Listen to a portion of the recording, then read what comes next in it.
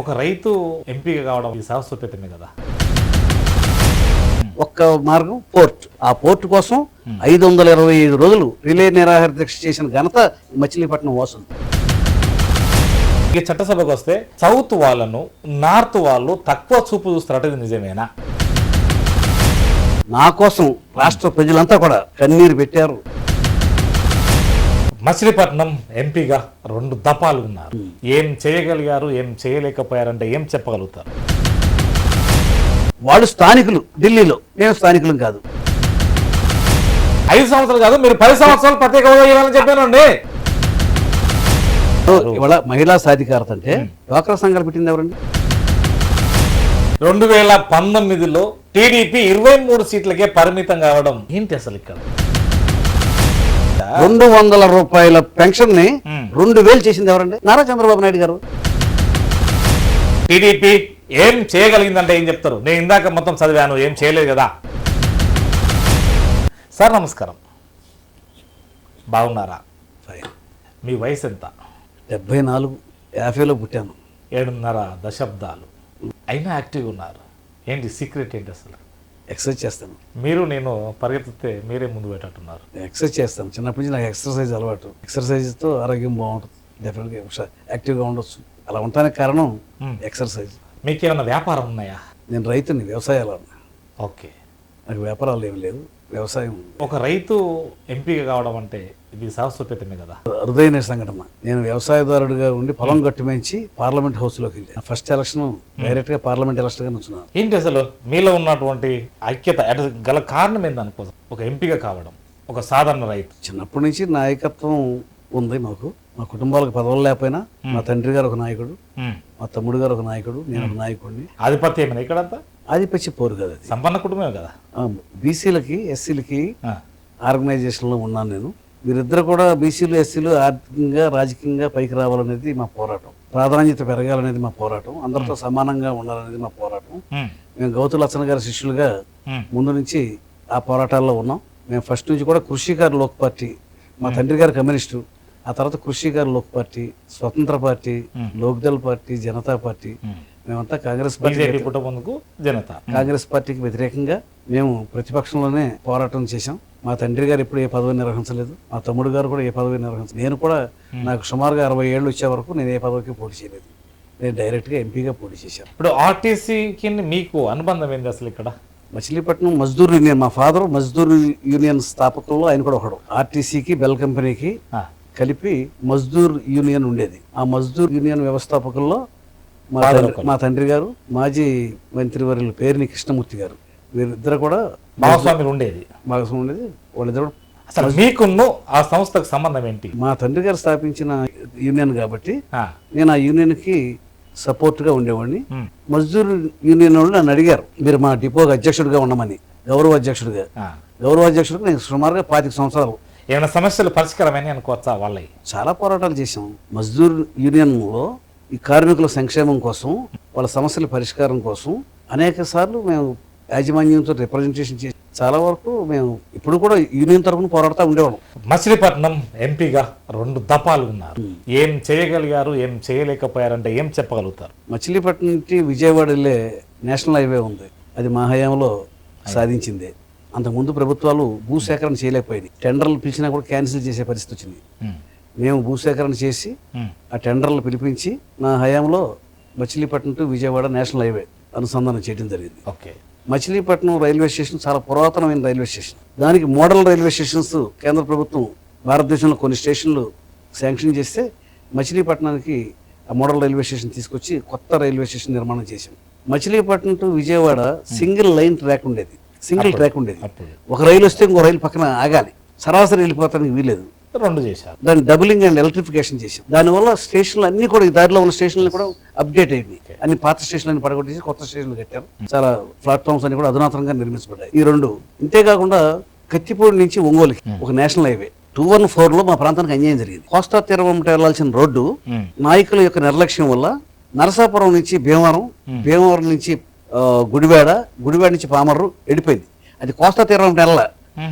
Bourgeois నాయకుల యొక్క ప్రయత్నాలతో ఆ గ్రామాల మీదుగా వెళ్ళిపోయింది. అది కోస్తా నాయకుల చేతకాంతనంతో ఓకే తెలివితేటలతో కొంతమంది బుర్జు నాయకులు తెలివితేటలు యా ఆఫ్ కోర్స్ ప్రజలు అమాయకులు. అంతే. కోస్తా జాతీయ రహదారి అంటే మ్మ్.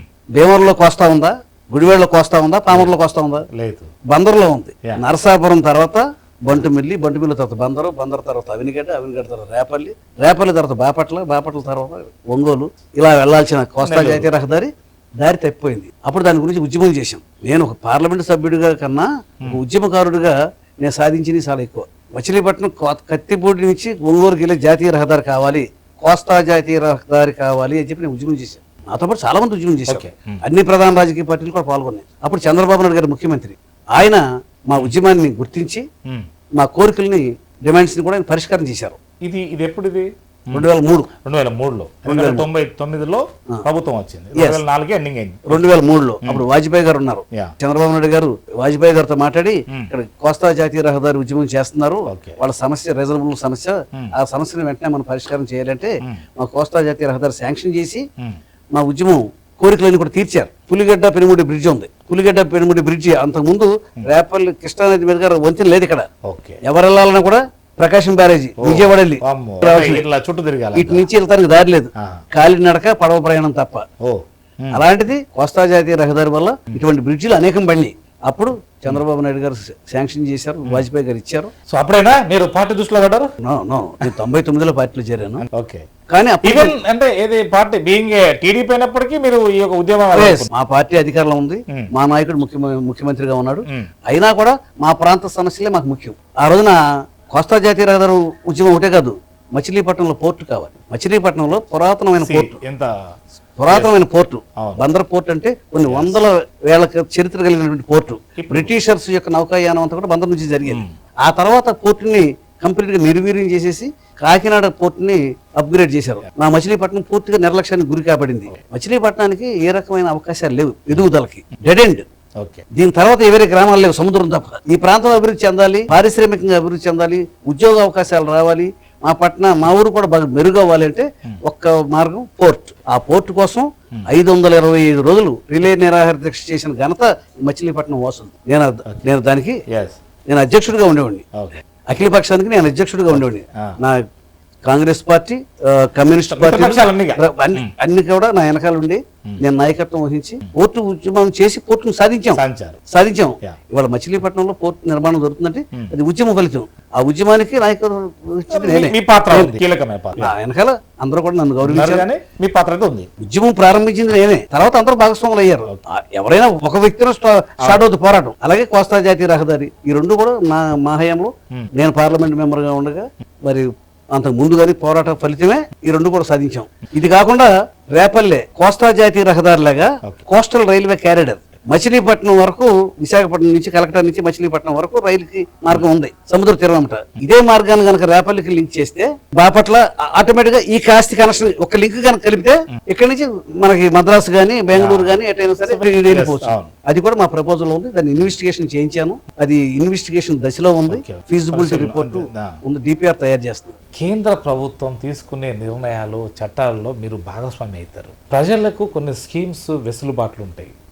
ఆ స్కీమ్స్ ఎందుకు ఆ టర్ములనే యాక్ట్ వచ్చిన ఎందుకు ప్రజలకు చేరతలేవు? అసలు గల కారణాలు ఏందనుకో. ఇప్పుడు పేదవాళ్ళకి ఇంటింటికి కుళాయి కావాలి, అది మౌలిక సదుపాయాలు అంతే. వారికి నీరు సదుపాయం చేయాలి, నీరు ఇవ్వాలి అంటే ఒక ప్రాజెక్టు కన్స్ట్రక్ట్ చేయడానికి, ఆ ప్రాజెక్ట్ కంప్లీట్ గా దాని యొక్క ప్రతిఫలం ప్రజలకు అందించడానికి ఒక్కోసారి టైం సరిపోదు. కానీ కేంద్ర ప్రభుత్వం అమృత్ స్కీమ్ ద్వారా ప్రతి ఒక్కరికి నీళ్లు ఇవ్వాలనేది వాళ్ళ తలంపు. అలాగే ఇల్లు లేని వారికి ఇల్లు ఇవ్వాలి అనేది కూడా వాళ్ళ తలంపు. టిట్కో నిర్మాణం జరిగింది, చివరిలో కొద్దిగా ఆగిపోయినాయి, అవి ప్రభుత్వాలు పూర్తి చేయలేకపోయింది. ఏదైనా కానివ్వండి, ఈవెన్ చాలా ఉంటాయి. ఒకటి కాదు, 2 దఫాల పంటలు పండడానికి కానీ, లేకపోతే వాళ్ళు బోరు వేసుకోవడానికి కానీ, లేకపోతే వాళ్ళు కరెంట్ పెట్టుకోవడానికి కానీ చాలా స్కీమ్స్ ఉంటాయి. స్మాల్ స్కేల్ ఇండస్ట్రీస్ ఇచ్చారు, దాన్ని ఉపయోగించుకోవాలి కదా. ఎవరు తెలియజేయాలి? అది ఇప్పుడు అధికారులు కదా. మీరు చట్టాలు చేస్తారు, అధికారులు పూర్తి స్థాయిలో గ్రామీణ ప్రాంతానికి, మండల ప్రాంతానికి ఇగో ఈ స్కీమ్స్ ఉన్నాయి, ఎలిజిబిలిటీ ఉన్న వాళ్ళు అప్పుడు దరఖాస్తు చేసుకోవాలి. కానీ ఇది ప్రతి సంవత్సరం వెనక్కి పోతుంది కదా అంటున్నాను. ఇప్పుడు నరేగా ఉంది, ఆ స్కీమ్ కొనసాగుతానే ఉంది. కేంద్ర ప్రభుత్వం ఏ ప్రభుత్వాలు మారినా కూడా వాళ్ళంటూ కొన్ని నిధులు పంపిస్తారు. ఆ నిధులతో పేదవారికి పని కల్పించాలి, ఆ గ్రామాల్లో పని చేయించాలి, వాళ్ళకి పేమెంట్ ఇవ్వాలి, కొంత పేదరికాన్ని ఆదుకోవడం ఆ రకంగా జరుగుతుంది. ఇల్లు లేని వారికి ఇల్లు కట్టించడం ద్వారా కొంతమందికి గృహ వసతి కలిగించడం, అది పేదవాళ్ళకే కదా. అంటే వాటర్ స్కీమ్స్, ఇలా లోన్స్, ఇవాళ ఇవాళ గ్రామీణ ప్రాంతానికి ముఖ్యంగా స్మాల్ స్కేల్ ఇండస్ట్రీస్ వాటికి కూడా నిధులు ఇస్తారు. వాటిని మచిలీపట్నంలో అలాంటివి మీరేమన్నా తీసుకురాగలిగారా? టిట్కో ఇళ్ళు సుమారుగా 6,000 ఇళ్ళు 5 సంవత్సరాల క్రితం కట్టి చిన్న చిన్న మౌలిక సదుపాయాలు, దానికి డ్రైన్స్, వాటర్ ఇలాంటి ఫెసిలిటీస్ ఇవ్వలేదు. మా సమయంలో 95%, 98% పూర్తి చేశాం. ఆ 2-3% పూర్తి చేసి ఇల్లు ఇవ్వలేకపోయారు ఈ ప్రభుత్వం వాళ్ళు, స్టేట్ గవర్నమెంట్. కారణం ఏంటి? అది తెలుగుదేశం పార్టీకి పేరు వస్తుందని, తెలుగుదేశం పార్టీ హయాంలో పూర్తి చేసినటువంటి ఆ స్కీమ్ కి వాళ్ళు పూర్తి చేస్తే వాళ్ళకి పేరు రాదని చిన్న చిన్న దురుద్దేశాలు కడుపులో పెట్టుకుని ఇవాళ 5 సంవత్సరాల పాటు 5% వరకు పూర్తి చేయకుండా పేదవాళ్ళకి ఇల్లు ఇవ్వకుండా పెండింగ్ పెట్టుకుని. చట్టసభకు వస్తే సౌత్ వాళ్ళను నార్త్ వాళ్ళు తక్కువ చూపు చూస్తారు, ఇది నిజమేనా? ఇది పూర్వకాలం. జనరల్ గా ఢిల్లీ నైసర్గిక స్వరూపం ఎలా ఉంటుందంటే, ఢిల్లీని ఆనుకునే యూపీ ఉంటుంది, ఢిల్లీని ఆనుకునే పంజాబ్ ఉంటుంది, ఢిల్లీని ఆనుకునే హర్యానా, ఇవాళ మధ్యప్రదేశ్, ఇవన్నీ కూడాను ఢిల్లీని ఆనుకుని ఉంటాయి. వాళ్ళకి ఢిల్లీ అనేది చాలా అంటే ఢిల్లీ అనేది వాళ్ళకి వాకబుల్ డిస్టెన్స్. ఢిల్లీ అంటే వాళ్ళదే ఫీల్ అవుతారు. అందువల్ల అదొకటి కాకుండా లాంగ్వేజ్ ప్రాబ్లం. ఇవాళ మనకి హిందీ మాట్లాడే వాళ్ళు తక్కువ మన సదరన్ స్టేట్స్. వాళ్ళు హిందీ అనేది వాళ్ళ నేటివ్ లాంగ్వేజ్. వాళ్ళు హిందీలో మాట్లాడుతుంటే మన వాళ్ళు హిందీలో మాట్లాడలేరు, వాళ్ళతో మింగిల్ కాలేరు. వాళ్ళందరికీ భాష ప్రభావం కూడా భాష ఉండడం వల్ల భాష ప్రభావం వెనుకపోతున్నాం. వాళ్ళు స్థానికులు ఢిల్లీలో, మేము స్థానికులం కాదు, స్థానికేతరులు. హిందీ వస్తే మనం కూడా స్థానికులు. హిందీ రాకపోవడం వల్ల వాళ్ళ మధ్య మన మధ్య రిలేషన్ పెరగదు. వాళ్ళు ఈ రోజు హిందీ రాకపోవడం వల్ల నరేంద్ర మోడీ గారు కావచ్చు, అంతకన్నా ముందు మన్మోహన్ సింగ్ కావచ్చు, అంతకన్నా ముందు అంటే ఇట్లా వాజ్పేయి కావచ్చు, ఎవరున్నా గానీ ఆ పథకాలు వాళ్ళు ఏం మాట్లాడుతుండ్రో వీళ్ళకు తెలిసేది కాదు, వీళ్ళకి అర్థమయ్యేది కాదు, వీళ్ళు అభివృద్ధి కూడా దూరమైందని కూడా ఒక భావన అనుకోవచ్చు ఇక్కడ. అంతే కదా సార్? ఇప్పుడు వాళ్ళకున్నంత అవగాహన, వాళ్ళకున్న రిలేషన్స్ లో ఒక విషయాలు కమ్యూనికేట్ అవుతాయి, మనకు కమ్యూనికేట్ కావు. రోజు వాళ్ళు కలుసుకుంటా ఉంటారు. ఏ స్కీమ్ లో లాంగ్వేజ్ ప్రాబ్లం కూడా వెనుకబడ్డం అనేది ఒక అవకాశం, ఒక కారణం. ఒకప్పుడు ఎగెనిస్ట్ హిందీగా యాజిటేషన్ చేసాం మేము మా చిన్నప్పుడు. ఎందుకు ఒక్క ఓటుతోనే అనుకుంటా, అంటే ఏంది తెలుగు కూడా నేషనల్ భాష కాకుండా పోయింది. యాంటీ హిందీ యాజిటేషన్ అంటే మాకు హిందీ వద్దని యాజిటేషన్ ఇవాళ ఫీల్ అవుతున్నాం. Hindi our national language, Hindi ఖచ్చితంగా నేర్చు తీరాలి, కంపల్సరీగా నేర్పాలి. ఇవాళ సెకండ్ లాంగ్వేజ్ కింద పెట్టి ఇష్టమైతే చదవచ్చు లేకపోతే మానేయచ్చు అని చెప్పి పెడతాం కూడా కంపల్సరీ. నువ్వు భారతదేశం అంతా పర్యటించాలంటే నీ హిందీ రావాలి, నువ్వు ప్రపంచం అంతా పర్యటించాలంటే నీ ఇంగ్లీష్ రావాలి. అంతే. ఈ రెండింటిని కంపల్సరీగా అప్లై చేయాలి. మీ సొంత లాంగ్వేజ్ ఉన్నప్పటికీ, మీ మదర్ లాంగ్వేజ్ ఉన్నప్పటికీ నీ ఒక ప్రాంతం కూడా కావాలి. ఒకవేళ మీకు ఈ ప్రాంతం కావాలనుకుంటే మరి ఇక్కడే ఉంటావు. నువ్వు నీ లాంగ్వేజ్ మీద నీకు పట్టుంటే నీ ప్రాంతంలో రాణిస్తావు. నువ్వు భారతదేశం అంతా రాణించాలి అంటే నువ్వు అది కాకుండా వాళ్ళకి ఢిల్లీతో ఉన్న నైసర్గిక స్వరూపం,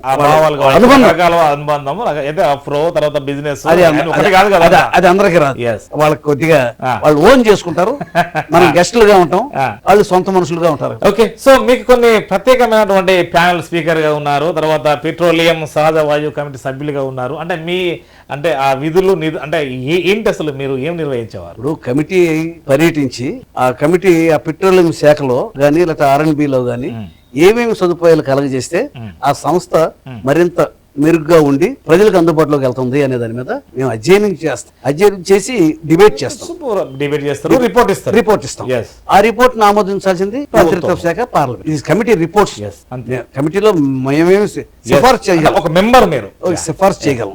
మేమంతా పర్యటించి అక్కడ ఆ సంస్థల్లో వాళ్ళ అధికారులందరినీ పిలిచి సబ్జెక్ట్ తెలుసుకుని దాని మీద బెటర్ ఆయా ప్రాంతాలను కూడా ఇవాళ ఈ స్కీమ్ కాకుండా ఈ స్కీమ్ కూడా పెడితే ఇంకా బెటర్ అవుతుంది అని. ఇప్పుడు పెట్రోల్ బంకులు ఒక ఏరియాలో 4 ఉన్నాయి, విపరీతమైన డిమాండ్, ఆ 4 మాత్రం షేర్ చేసుకుంది. ఇంకో 4 పెడితే ఇంకొంత సౌకర్యాలు కలుగుతాయి, ట్రాఫిక్ జామ్ అయిపోకుండా. ఇలా ఇప్పుడు నేషనల్ హైవేస్ ఉన్నాయి, ఫ్లైఓవర్స్, రైల్వే ఫ్లైఓవర్స్ కావాలి. అక్కడ చాలా వరకు లేకపోవడం వల్ల ప్రజలు ఇబ్బంది పడుతుంటారు.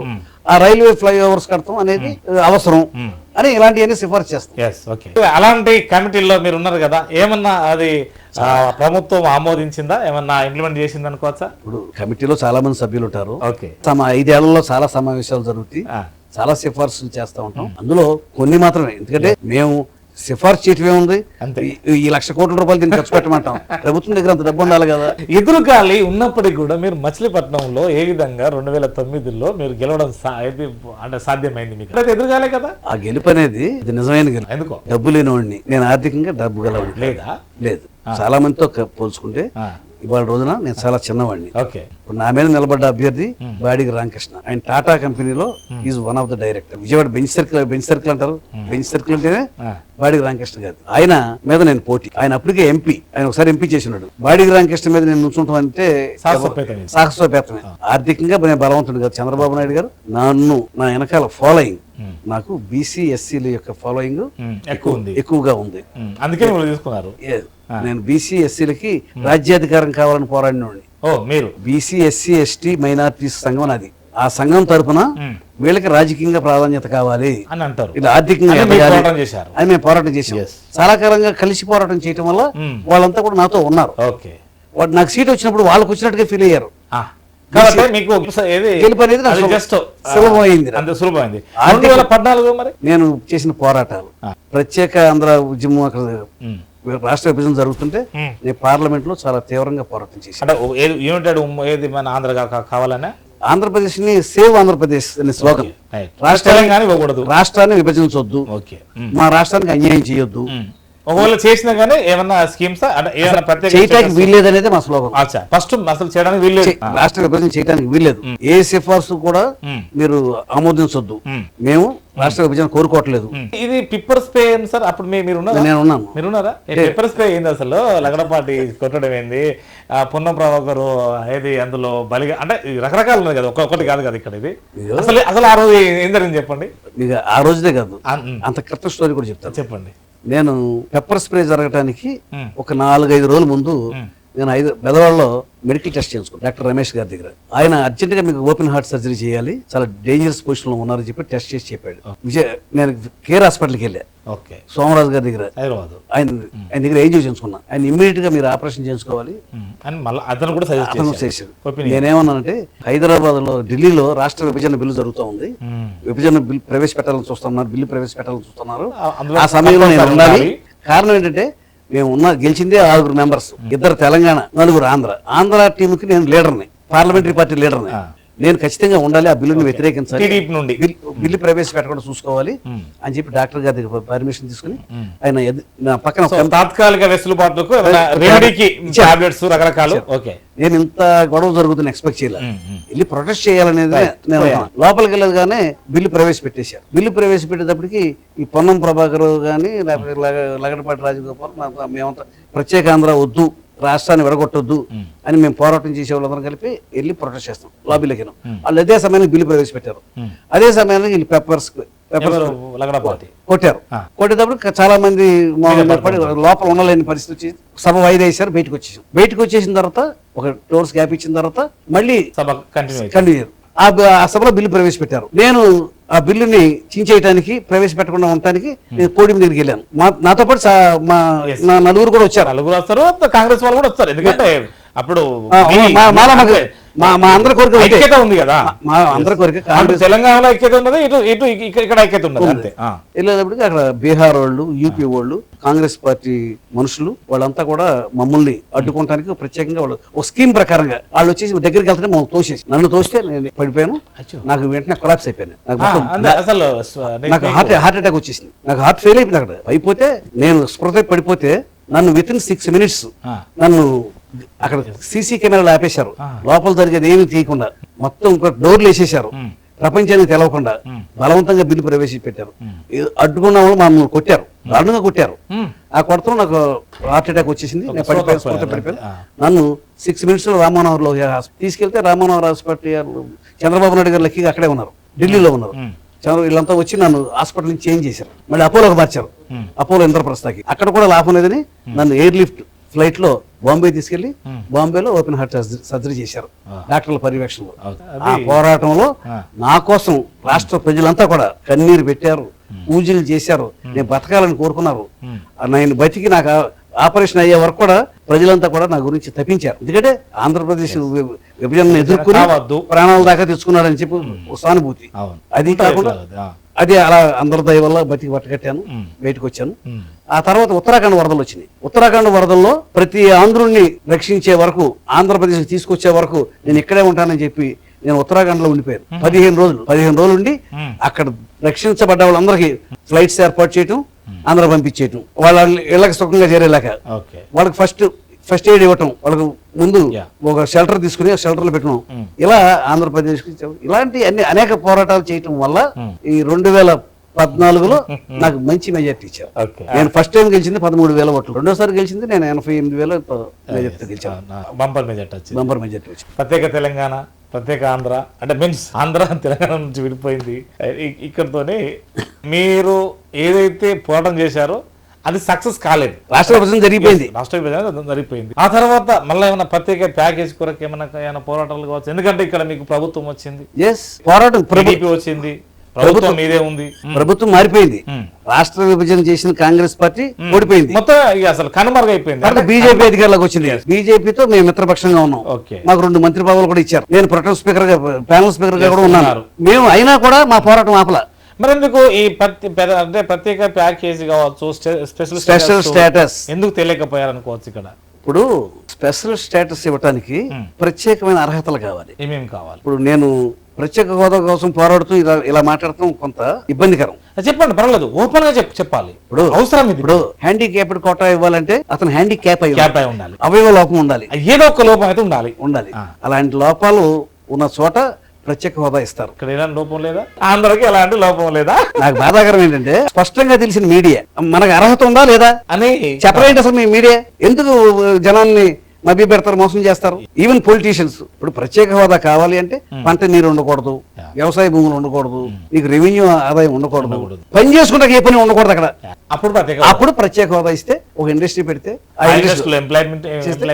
ఇప్పుడు ఈ విషయం మేము చెప్తే ప్రత్యేక హోదాకు వ్యతిరేకంగా మాట్లాడుతున్నారంట.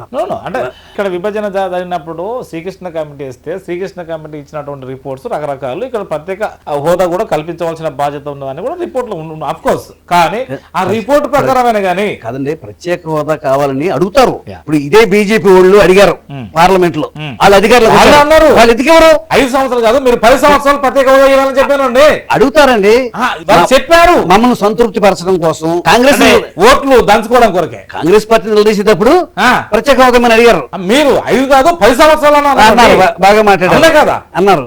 కానీ ప్రత్యేక హోదా ఇవ్వటం సాధ్యమా? అంటే అధికారంలోకి వచ్చిన తర్వాత మొత్తం ప్లేట్ ఫిరాయించడమేనా? గ్యాస్ రేటు పెరిగితే గ్యాస్ అంటే జస్ట్ 50 రూపాయలు పెరిగినందుకు 2013, 14 ఆ ప్రాంతంలో గ్యాస్ ముద్దులు తీసుకుని వచ్చి బీజేపీ వాళ్ళు వచ్చారు. మరి వాళ్ళు వచ్చిన తర్వాత ఇది 800, 900, 1000 ఇప్పుడు కదా. మీడియా అంతా బతికేది, ప్రతిపక్షాలంతా బతికేది ప్రత్యేక హోదా మీద. సాధ్యమా అసాధ్యం అనేది ఆలోచించాల్సింది మీడియా. లోతుకెళ్ళి అధ్యయనం చేసి is it possible are not స్పష్టంగా చెప్పలేరు. అంతే. అప్పుడు అరుణ్ జైట్లీ గారు ఉండగా ప్రత్యేక హోదా ఇవ్వడం అనేది సాధ్యం కాదు, మీకు ప్రత్యేకమైన ప్యాకేజ్ ప్రత్యేక హోదా ఇవ్వడం అనేది సాధ్యపడదు, ప్రత్యేకమైన ప్యాకేజ్ ఇస్తాం, ఇంత డబ్బని మీకు 5 ఏళ్లలో ప్రత్యేక హోదా ఇస్తే ఎంత ఖర్చు అవుద్దో, మీకు ఎంత లబ్ధి చేకూరదు అంత డబ్బు ఇస్తాను అని చెప్పి ఆయన 16,000 కోట్లు 17,000 కోట్లు స్పెషల్ పర్పస్ వెహికల్ పెట్టి ఇస్తానని చెప్పాడు.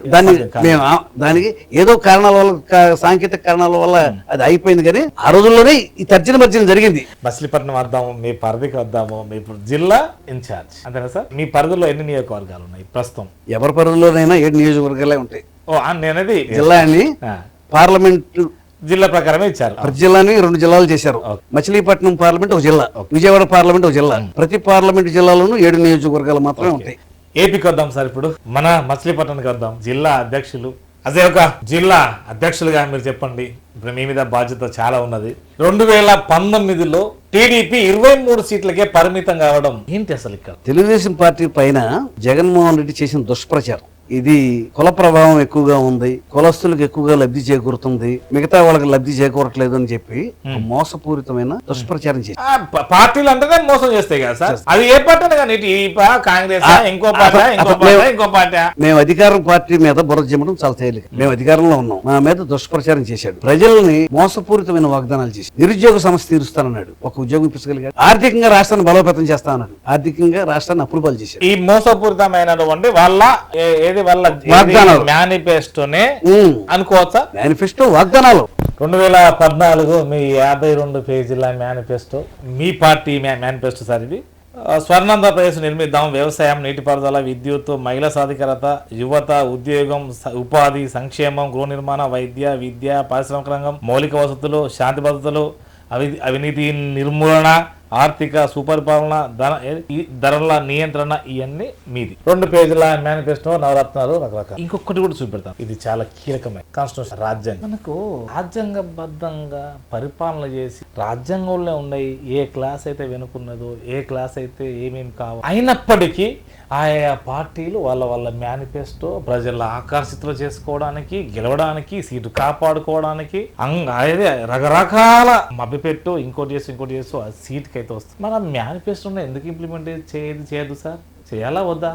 ఏ ముఖ్యమంత్రి అయినా కూడా రాజ్యాంగాన్ని అమలు చేయాలి, అంతే కదా. అయినప్పటికీ మనం మేనిఫెస్టో ఆ ప్రజలకు అనుగుణంగా వాళ్ళ మెప్పపెట్టడానికి అయితే మనం అయితే ప్రయత్నం చేస్తున్నాము, పెట్టుకుంటాం. కానీ అంటే మనకు రాజ్యాంగం ఇచ్చిన హక్కులతో పాటు ప్రజలకు మేము ఇది చేస్తామని ఒక మేనిఫెస్టో తయారు చేసుకున్నాక ఆ మేనిఫెస్టోకు చట్టబద్ధత లేకపోవడమేనా ఈ ఎస్కేపిజం? మేనిఫెస్టోకి చట్టబద్ధత ఉండదు, లేకపోవడమేనా ఈ ఎస్కేపిజం? అంటే తప్పించుకోవడము.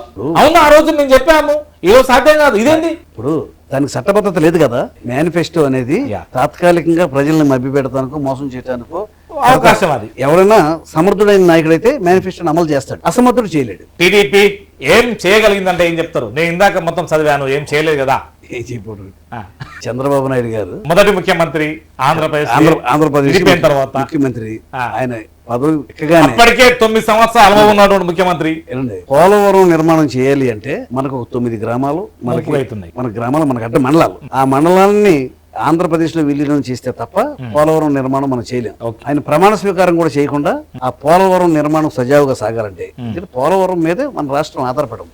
ఇవాళ రాష్ట్రాలన్నీ కూడాను ప్రతి రాష్ట్రంలోనూ ఒక ఆనకట్ట నిర్మించేసుకుని, బ్యారేజెస్ నిర్మించేసుకుని వాటర్ని వాళ్ళు కంట్రోల్లో పెట్టేసుకుంటున్నారు. ఎందుకంటే అక్కడ వ్యవసాయానికి అనుకూలమైన అంటే అవసరం కాబట్టి.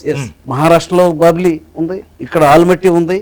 ఈ దాటి మనకి నాగార్జున సాగర్ రావాలి, నాగార్జున సాగర్ తెలంగాణ, మళ్ళీ అది దాటి ఆంధ్రప్రదేశ్ రావాలి. ఇప్పుడు పోలవరం తప్ప మనకు వేరే గత్యంతరం లేదు. ఆ పోలవరం నిర్మాణం చేయడం కోసం చంద్రబాబు నాయుడు గారు అహర్నిశలు శ్రమించాడు. ఇప్పుడు ముందు దానికి అనుమతులు ఇబ్బంది కలగకుండా గ్రామాలని కేంద్ర ప్రభుత్వంతో విలీనం చేయించాడు. అది ఫస్ట్ స్టెప్. 72% పనులు పోలవరం నిర్మాణం చంద్రబాబు నాయుడు గారి హయాంలో అయిపోయింది. దాని తర్వాత ఇప్పుడు ముఖ్యమంత్రి ఒకటే బాధ్యత కాదు కదా. మనం రాజధాని లేకుండా పోయాం, రాజధానిని నిర్మించుకోవాలి. రాజధాని నిర్మాణం చేయాలి అంటే ఏదో ఒక నాసిరకం రాజధాని నిర్మించడం కాదు, విలువైన మంచి గొప్ప రాజధాని కోల్పోయాం. అంతకు మించిన రాజధాని నిర్మించుకోవాలనేది కోరిక. రైతులను సహకారం అడిగాం, రైతులకు తప్పులేదు. కానీ కాకపోతే మీరు ఆ అమరావతి దగ్గరనే ఎందుకు తీసుకొని పెట్టడం జరిగింది? ఫస్ట్ మంగళగిరి అన్నారు, ఇంకోటి అన్నారు, మళ్ళీ అందులో ఏది తాత్కాలిక సార్ టెంపరవరీ అనే పదం ఎందుకు వాడారు అసలు? అంటే మనకి రాజధాని నిర్మాణానికి 33,000 ఎకరాల భూమి దొరికే ప్లేస్ రైతుల సహకారంతో. అంతా 33,000 ఎకరాలు అవసరమా? అద్భుతమైన రాజధాని కావాలంటే కట్టుకోవాలి. ఎందుకంటే మీరు చండీగఢ్ వెళ్ళారు? నేను కాదనట్లేదు, కానీ ప్రభుత్వ భూములు ఉన్న కాడ ఇంకేదన్నా మెరుగైన అవకాశాలు చేసుకోవాలి. కానీ రైతులను అక్కడ ఆ కమ్మ వాళ్ళకే కేవలం ప్రధానంగా ఇప్పుడు వైసీపీ నినాదం ఏంటంటే మీ కమ్మ వాళ్ళక అక్కడ ఆసరా ఇచ్చింది, మీకు వరక కట్టుకున్నది 33,000 ఎకరాల. హైదరాబాద్ లో ఎన్ని ఎకరాలు ఉంది రాజధాని? రాజధాని అంటే ఒక సెక్రటరియట్, ఒక అసెంబ్లీ, ఒక ఇది మాత్రమే కాదు, రాజధాని కాదు. రాజధాని అంటే అక్కడ ప్రజలు నివసించాలి. ఎంతమంది ప్రజలు నివసించాలి? రాజధానికి ఇది రావాలంటే ఒక 20 లక్షల మంది నివసిస్తే అది రాజధాని. ఇవాళ హైదరాబాద్ లో డ్రైనేజీ వ్యవస్థ అస్తవ్యస్తం. వర్షం పడితే వరదలు, రోడ్లన్నీ మునిగిపోతున్నాయి. అలా కాకుండా ప్లాన్డ్ సిటీ నిర్మించుకోవాలి. మనకు ఇది ఒక అదృష్టం. ఏది ప్లాన్డ్ హైదరాబాద్ లో అవకాశం లేదు. ఇవాళ మూసీ నది నాశనం అయిపోయింది. ఇవాళ 33,000 ఎకరాల భూమి ఉంటే దాన్ని స్టేజ్ వైజ్ గా, జోన్ వైజ్ గా విడగొట్టి ఈ ప్రాంతంలో సెక్రటరియట్, ఈ ప్రాంతంలో అసెంబ్లీ, ఈ ప్రాంతంలో హైకోర్టు, ఎడ్యుకేషన్, విద్యా సంస్థలు, ఇక్కడ థియేటర్స్, ఇది వాకింగ్ ట్రాక్స్, ఇలా బ్రహ్మాండమైన అద్భుతమైన రాజధాని నిర్మించుకోవాలంటే వాళ్ళు చండీగఢ్ లో చాలా అద్భుతమైన రాజధాని. ఎంత ట్రాఫిక్ పెరిగినా కూడా ఇంకో 200 సంవత్సరాల దాకా అక్కడ ట్రాఫిక్ జామ్ అనేది అవ్వదు. ఆపర్చునిటీ వచ్చింది. అక్కడ కమ్మవారి భూములు ఉన్నాయన్న మాట అబద్ధం. ఎందుకంటే ఒకవేళ నా దగ్గర డబ్బు ఉంటే రాజధాని వస్తుంది కాబట్టి మన భవిష్యత్తు బాగుంటది కాబట్టి నేను కూడా 10 ఎకరాల పొలం కొనుక్కోవాలని చెప్పి నేను బయలుదేరతాను. నా దగ్గర డబ్బులు లేవు కాబట్టి నేను కొనుక్కోలేకపోయాను. ఇలా డబ్బు కొనుక్కున్న వాళ్ళు, అక్కడ పొలాలు కొనుక్కున్న వాళ్ళు ఉంటారు కానీ. కమ్మవారు ఉన్నారు, Yeah. రెడ్లు ఉన్నారు, ఆ. మా గౌడాస్ కూడా ఉన్నారు. కానీ ఎందుకు మరి పూర్తి చేయలేకపోయారు? అసలు టెంపరీ అనే పేరు అంటే ఎందుకు? టెంపరీ ఏంటంటే ఇవాళ అసెంబ్లీ జరుపుకోవాలి. 10 సంవత్సరాలు ఉంది కదా మీకు. అసలు మన ఆంధ్రాలో మనం స్లోగా మన ఉనికిని పెంచుకుంటా పోవాలి, మనం ఎక్కడే బతకాలి తప్ప టెంపరీగా అవకాశం ఇచ్చారు కదా అని చెప్పి హైదరాబాద్ వెళ్తే ఆంధ్ర ఎప్పుడు పెరుగుద్దండి? చెప్పండి. టెంపరీ రాజధాని అంటే ఒక శాశ్వతమైన రాజధాని నిర్మించడానికి, ఒక అసెంబ్లీ నిర్మించడానికి ఒక 5 సంవత్సరాల కాలం పడుతుంది. అనుకుంది. ఇవాళ అసెంబ్లీ జరుపుకోవాలి, రేకులు షెట్లు వేసేసి అసెంబ్లీ జరిపేస్తాం. దాన్ని ట్రాన్సిట్ అంటారు, దాన్ని తాత్కాలిక రాజధాని అంటారు. ఓకే.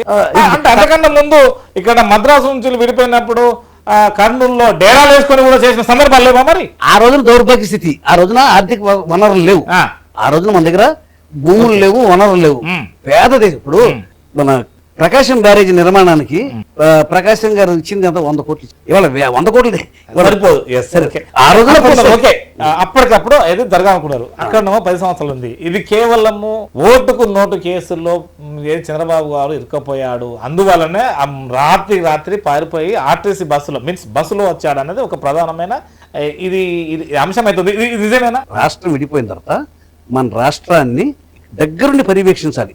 చిన్న కన్స్ట్రక్షన్ జరుగుతుంది, దగ్గరుండి పర్యవేక్షించుకోవాలి, లేకపోతే తప్పులు జరిగిపోతాయి. అలా కొత్తగా ఏర్పడ్డ రాష్ట్రం, ఆ రాష్ట్రంలో అనేక మౌలిక సదుపాయాలు ఏర్పాటు చేసుకోవాలి. రైట్. మేనిఫెస్టో కొత్త ఎందుకు ఇంప్లిమెంట్ చేయలేదు అసలు చంద్రబాబు గారు? ఏం చేయలేదు టీడీపీ. ఇప్పుడు 200 ఉద్యోగ భద్రత కావచ్చు, బాబాత జాబాత అని దాదాపు 52 పేజీల 600 హామీలు అంటున్నారు. తెల్లారేటప్పటికి మనం ఏం చేయగలుగుతామండి? సమయం కావాలి కదా. ఇప్పుడు చంద్రబాబు నాయుడు గారు ఇవాళ కియా పరిశ్రమ ఉంది, లేలాండ్ పరిశ్రమ ఉంది, చాలా మంది పారిశ్రామికవేత్తల్ని రాష్ట్రాన్ని తీసుకొచ్చి దీన్ని ఇండస్ట్రియల్గా, ఇప్పుడు మీరు గతంలో చంద్రబాబు నాయుడు గారి పరిపాలన చూశారు. సాఫ్ట్వేర్ రంగాన్ని డెవలప్ చేసి, హైటెక్ రంగాన్ని డెవలప్ చేసి ఇవాళ ఎంతో మందికి ఈ సాఫ్ట్వేర్ ఉద్యోగాలు రావడానికి కారణం అక్కడ ఇచ్చారు. కానీ ఇక్కడ ఆంధ్రలో ఎందుకు ఇవ్వలేకపోయారు? టైం కావాలి. మహిళా సాధికారత ఎందుకు తీసుకురాలేకపోయారు? ఇవాళ మహిళా సాధికారత అంటే డ్వాక్రా సంఘాలు పెట్టింది ఎవరండి? చంద్రబాబు. కానీ ఆ డ్వాక్రా సంఘాలలో ఉన్నటువంటి బంగారాన్ని ఎందుకు గెలిపించలేకపోయాడు? మాకేం పనండి మరి అన్నాడు కదా, మీరు బ్యాంకులు కట్టకుండా మీరు ఆ బంగారాన్ని నేను ఇప్పిస్తా అన్నాడు కదా. రైతులకి రైతాంగం, ఓకే, దేశానికి ఆర్థిక వనరులు కావాలా? కొత్తగా విడిపోయిన రాష్ట్రానికి రుణమాఫీ, మన దగ్గర రెవెన్యూ ఏముందండి? రెవెన్యూ రోడ్తో విడిపోయి మనం ఏ సమస్య పరిష్కారం చేయాలని డబ్బులు కావు కదా. చంద్రబాబు నాయుడు గారికి సంపద సృష్టించే శక్తి ఉంది. మరి అప్పుడు కూడా పడకొచ్చారు కదా, అప్పుడు కూడా పెరిగినాయి కదా. ఒకే మనిషి ఏకకాలంలో ఎన్ని పనులు చేయగలుగుతాడండి? ఇప్పుడు మచిలీపట్నంలో పోర్ట్ నిర్మాణం పనులు, భూ సేకరణ చేశాం, పనులు మొదలు పెట్టాం. అలాగే పోలవరం నిర్మాణం చేశాం, అలాగే మరి పరిశ్రమలు చేశాం, అలాగే రాజధాని నిర్మాణం చేశాం. ఓకే, ఆయన 18 గంటలు కష్టపడితే మరి ఆయనలాగా మిగతా వాళ్ళందరూ కష్టపడాలిగా. సంక్షేమం, గృహ నిర్మాణం, ఇండ్లు కట్టిస్తామన్నారు, అవి లేవు. యువతకు ఉద్యోగము, ఉపాధి అన్నారు, అవి లేవు. ఇప్పుడు ప్రయత్నం చేయాలి కదా. చంద్రబాబు నాయుడు గారి హయాంలో పారిశ్రామికవేత్తలు రాష్ట్రానికి చాలా హుషారుగా వచ్చారు. ఓకే, మరేమైంది? ప్రోత్సహించాడు ఆయన. ఆయనకి పారిశ్రామికవేత్తలకు ఏ రకమైన ప్రోత్సాహాలు ఇస్తే వాళ్ళు పరిశ్రమలు పెట్టగలుగుతారు అన్ని ఇచ్చాడు. ఇవాళకి ఏ పరిశ్రమ వచ్చిందంటే మరి చంద్రబాబు నాయుడు గారి హయాంలోనే వచ్చింది. పేదరిక నిర్మూలన అన్నారు. ఏమండి, 200 రూపాయల పెన్షన్ ని 2000 చేసింది ఎవరండి? నారా చంద్రబాబు నాయుడు గారు. ఓకే, 10 రెట్లు పెంచాడు. ఇవాళ చంద్రబాబు నాయుడు గారు అయినా మరెందుకు కేవలం పరిమితి 23కి అయింది? రైతాంగం యొక్క అప్పులు ఒక దామాషా ప్రకారంగా తీర్చాడండి. అందరికీ న్యాయం జరగకపోవచ్చు, మెజారిటీ పీపుల్ కి ఆయన యొక్క రైతులకు ఇచ్చిన హామీ మేరకు ఆయన రుణం అనేది చాలా వరకు ప్రభుత్వమే కట్టింది. అది ఒక స్టేజ్, ఒక ఫిగర్ పెట్టిన దానికి అది చేశారు. స్త్రీలకి వాళ్ళ నిధులు కేటాయించి పసుపు కుంక లాస్ట్ ఇచ్చారు, పసుపు కుంక ఇచ్చారు. అదే ఫలితం ఇవ్వలేకపోతే సపరేట్ ఆంధ్రప్రదేశ్ 5 సంవత్సరాలు చేసినటువంటి చంద్రబాబు గారు కావచ్చు, మీరు కావచ్చు, ఇంకా కానీ టీడీపీ పాలన మీకు మేలు చేస్తేనే ఓటేయండి అని రేపు అడగగలిగే సామర్థ్యం ఉందా మీకు? ఉంది, మాకేముంది, జగన్మోహన్ రెడ్డికి లేదు. ఆయన ఓపెన్ గా ఉండు కదా, మేలు జరుగుతున్న ఓటేయమంటుండ్రు. మీరు కూడా ఈ 14 సంవత్సరాలు లేదు, అట్లీస్ట్ కనీసానికి 5 సంవత్సరాల పరిపాలన మీ కుటుంబానికి మేలు చేస్తేనే ఓటేయమని అంటాడా అంటున్నా. ఇక్కడ చంద్రబాబు నాయుడు గారు సంక్షేమ పథకాల్లో ఆయన చేసిన సంక్షేమ పథకాలు జగన్మోహన్ రెడ్డి చేయలే. ఇవాళ ఉన్న రైతులకి సబ్సిడీ మీద కరెంటు ధర ₹1.5కే ఇచ్చాడు చంద్రబాబు నాయుడు గారు. రైతాంగం అంతా కూడా వ్యవసాయం చేసినప్పుడు నేను కూడా ఆక్వా ఫార్మర్. ఇవాళ రోజున ఆక్వాకల్చర్ భారంగా ఉంది, చాలా మంది నష్టపోతున్నారు, ఆక్వాకల్చర్ వదిలేస్తున్నారు. ఇవాళ చంద్రబాబు నాయుడు గారి హయాంలో రైతుల గురించి ఆలోచించాడు, మహిళల గురించి ఆలోచించాడు, బీసీల గురించి ఆలోచించాడు, పేదవాళ్ళ గురించి ఆలోచించాడు, ఎస్సీల గురించి ఆలోచించండి. ఇవాళ అన్ని వర్గాలకి కూడా న్యాయం చేయగలిగిన సత్తా, ఒక విజన్ ఉన్నది చంద్రబాబు నాయుడు గారికి. ఈ సూపర్ 6 ఎలా ఉండబోతుంది? సూపర్ 6 గానే ఉంటుంది. అధికారం ఏ పార్టీ రాబోతుంది అనుకోవాలి? ఏమండి, మేము పేదలకు సంక్షేమ పథకాలు పెట్టేది అధికారంలోకి రావడం కోసం కాదు, పేదల సంక్షేమం గురించి చిత్తశుద్ధితో మేము పనిచేస్తాం. పలానా కార్యక్రమాలు ప్రవేశపెడతాం, దానివల్ల పేదవారికి మేలు జరుగుతుంది. ఈ ఎలక్షన్ సాహసోపేతమే కదా టీడీపీకి? మాకేంటి, మాకు ఈ నల్లేరు మీద నడక, మాకు సాహసోపేతం ఏంటి? నల్లేరు అంటుంది ఇప్పుడు. నల్లేరు మీద నడక. ఈసారి కనుక అధికారం కోల్పోతే దాదాపు ఇంకా 20 సంవత్సరాల వరకు కూడా మనం అసలు పార్టీ అనేది ఉండదు మనగడ అంటారు. నిజమేనా ఇది? తెలుగుదేశం పార్టీ అంటున్నారు సార్. తెలుగుదేశం పార్టీ అనేది ఇంకా ప్రజల్లోంచి పుట్టిన పార్టీ. అది ప్రజలు పుట్టినప్పుడు ప్రజల్లో సార్, అది ఇప్పుడే కాదు అంటున్నావు, ఇప్పుడు కాంబోలో అయింది అంటున్నావు. ఇవాళ రోజున అధికారంలోకి వచ్చేది తెలుగుదేశం పార్టీయే. ముఖ్యమంత్రి అయ్యేది చంద్రబాబు నాయుడు గారే. ఇవాళ రాష్ట్రానికి ప్రజలంతా కూడా చంద్రబాబు నాయుడు పరిపాలన చూశారు, జగన్మోహన్ రెడ్డి పరిపాలన చూశారు. ఎవరు సమర్థులు, ఎవరు అసమర్థులు, ఎవరు ఈ రాష్ట్రానికి అవసరం అనేది ప్రజలు నిర్ణయం చేసుకున్నారు. మీరు 13వ తారీఖు దాకా వెయిట్ చేయండి, మీకే అర్థమవుతుంది. సో మీ పాత్ర ఈ 7 నియోజకవర్గాలలో ఎలా ఉండబోతుంది అనుకోవచ్చు? చాలా క్రియాశీలకంగా ఉంటుంది. నా పాత్ర, నా 7 నియోజకవర్గాల శాసనసభ్యులు గెలుస్తారు, పార్లమెంట్ సభ్యులు గెలుస్తారు. అలాగే ధీమా ఉంది అనుకోవచ్చు. ఖచ్చితంగా ఎన్నికల మా జిల్లాని బట్టే రాష్ట్ర రిజల్ట్స్ కూడా మచిలీపట్నం ఉండే ఏదైనా కానీ ఇదివరకు సినిమాలు తీస్తే మచిలీపట్నం టాక్ తెలుసుకునేవాళ్ళు, సినిమా సక్సెస్ అయిందా ఫెయిల్ అయిందా అని. ఓహో, అలా మా జిల్లా కృష్ణా జిల్లాకు పేరుంది. కృష్ణా జిల్లాలో ఏ నిర్ణయం జరిగితే రాష్ట్రం అంతా నిర్ణయం జరుగుతుంది. చివరిగా ప్రజలకు ఏం చెప్పబోతున్నారు? ప్రజలకు, నాయకులకు, అందరికి ఏం చెప్పబోతున్నారు? రాష్ట్రాన్ని పరిపాలించే సత్తా ఉన్నవాడికే అధికారం ఇవ్వాలి. అతని దగ్గర పరిపాలించడానికి అనుభవం కావాలి. పరిపాలన ఆల్రెడీ అతను రాష్ట్రాన్ని బాగు చేయటం అంటే చిన్న విషయం కాదు. ఒక అనుభవశాలికి ఇస్తే, ఒక చంద్రబాబు నాయుడు లాంటికి ఇస్తే ఆల్రెడీ ప్రూవ్డ్. చంద్రబాబు నాయుడు హయాంలో మన ఆంధ్రప్రదేశ్కి చాలా వాల్యూ వచ్చింది. ప్రపంచ దేశాల్లో కూడా ఆంధ్రప్రదేశ్ గుర్తింపు వచ్చింది చంద్రబాబు నాయుడు గారి పరిపాలనలో. వాళ్ళు బిల్ క్లింటన్ కానీ, బిల్ గేట్స్ కానీ వీళ్ళంతా వచ్చి చంద్రబాబు నాయుడు గారి ఉద్యోగ అవకాశాలు మెరుగుపరచడంలో కానీ రాష్ట్రానికి గుర్తింపు తేవటం. భారతదేశంలోనే ఇతర రాష్ట్రాల ముఖ్యమంత్రులు వచ్చి అధ్యయనం, చంద్రబాబు నాయుడు గారి పరిపాలనని అధ్యయనం చేశారు. అయ్యో, మోడీ గారు కూడా వచ్చారు కానీ ఒకసారి. అది ఎంత గర్వకారణం. అది చంద్రబాబు నాయుడు గారి దగ్గర పరిపాలన పార్లమెంట్ కలిసే వెసులుబాటు ఇవ్వలేదట. కానీ చెప్పండి, వెసులుబాటు ఇవ్వటం అంటే ఆ సమయం అటువంటిది. అల్లర్లలో చంద్రబాబు నాయుడు గారికి, మోడీ గారికి కొద్ది గ్యాప్ వచ్చినమాట వాస్తవమే. కానీ ఆ సమయం కలవాల్సింది కాదని కొద్దిగా ఆగారు. చంద్రబాబు నాయుడు గారి పరిపాలన రాష్ట్రానికి అవసరం. ఎందుకంటే మనం విభజించబడ్డ రాష్ట్రం, అందుకనే మనది విభజించబడ్డ రాష్ట్రం, అన్ని రకాలుగా నష్టపోయి ఉన్నాం. ఈ రాష్ట్రం మళ్ళీ మంచి ఉచ్చి దశకి చేరుకోవాలంటే చంద్రబాబు నాయుడు గారు కనీసం 15 సంవత్సరాల పాటు మీరు అధికారంలో ఉండాలి. ఎందుకంటే ఈ రాష్ట్రం మీరు ఒక టర్మ్ ఇస్తే చాలదు ఇది. ఎందుకంటే కార్యక్రమాలు ఇంకా ఇంకా ఇంకా మనం చేయాల్సిన అవసరాలు ఉన్నాయి రాష్ట్రానికి. సో ఇక్కడ నారాయణరావు గారిది రాజకీయ భవిష్యత్తు ఎలా ఉండబోతుంది అంటే ఏం చెప్తారు? 74 ఇప్పుడు దాకా నేను బ్రహ్మాండమైన జీవితాన్ని అనుభవించాను. ఓకే, ఏమన్నా వారసులకు అట్లాంటిది ఏమన్నా బాటేస్తున్నారా? అలాంటిది ఇంతవరకు ఆలోచన లేదు. తమ్ముడికి ఇట్లాంటి అలాంటి ఏం లేదు, అంత ఉమ్మడిగా ఉన్నారు ప్రస్తుతానికి. మేము హ్యాపీగా ఉన్నాం. రైట్, ఓటు ఎవరికి వేయాలంటే చెప్పండి. చంద్రబాబు నాయుడు గారికి అంటే అందరు కూడా ప్రజలకు, మనకి ఎన్డీఏ కూటమికి.